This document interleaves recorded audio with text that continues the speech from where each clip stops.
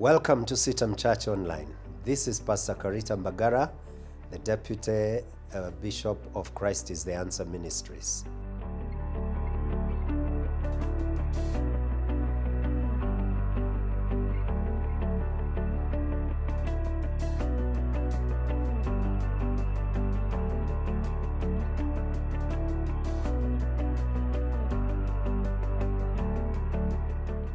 Today, I would want you to consider something with me that I noticed as I was reading the story of David as he awaits to be king.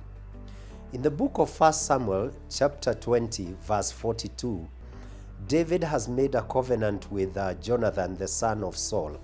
I trust you know the story. In that one verse, the Bible reads and says, Jonathan said to David, "Go in peace, for we have sworn friendship with each other in the name of the Lord, saying, the Lord is witness between you and me, and between your descendants and my descendants forever."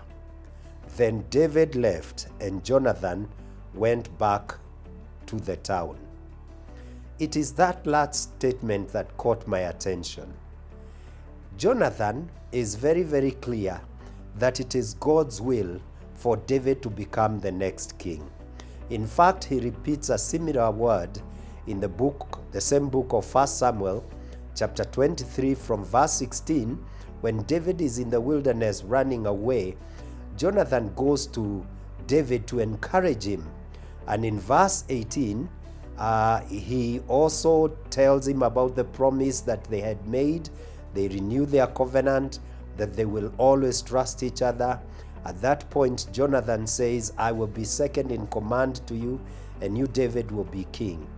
But what surprises me is this, or what caught my attention is this, that as these things are happening, David goes to the wilderness. He's a fugitive, he's running away, but Jonathan goes back to town or goes back to home to sleep comfortably, to enjoy life while David is suffering. And yet, Jonathan expects that he will be king. We know the end of Jonathan. He actually died 10 years from the first covenant that they made with David in battlefield as he was serving his father Saul. But Jonathan all this time knew that David is the one that is ordained to be king. And it is then that I started thinking, isn't it time that we made hard decisions? That sympathy is not enough. Jonathan did very well. He encouraged David, but he was going back to comfort while David is suffering. And perhaps if he had gone with David into the wilderness, he would have lived to be the second in command as he had always desired. I think it is important for us to go beyond the place of sympathizing with the people that we know are in God's will. I think it is time for us to align ourselves with the will of God. Jonathan needed to align himself with the will of God. There are many who come to church and sit and they are sympathetic to the cause of Christ, they are sympathetic to the cause of the church, but they never make that hard decision because perhaps the cost is too much and they are unwilling. But they know that that's what they should do. They know that is a good thing. I would want to urge such a person, if you're my listener, that you make that decision. Don't be like Jonathan, who leaves his friend that he loves so much and go back to comfort while your friend is still struggling to get to the place that God has promised him. We know for a fact that God has said that there is coming a day when all things will be under Christ, and those who put their trust and faith in him are the ones that will enjoy that kingdom with him. What are you waiting for, my friend? Why are you going, on with what seems to be comfortable for the moment, and yet you know the end thereof is destruction? Whereas you know that the will of God as expressed in the Bible is that Jesus is going to be an overcomer.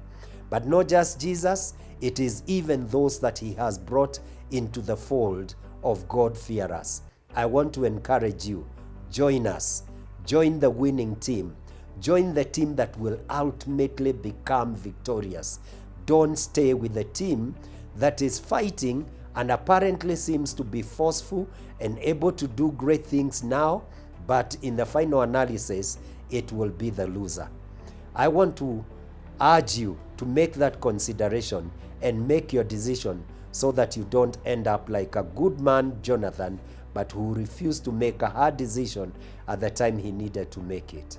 Let me hear what you think about what I have shared using the social platforms that are listed here below. And God bless you as you join the army of the Lord. Amen.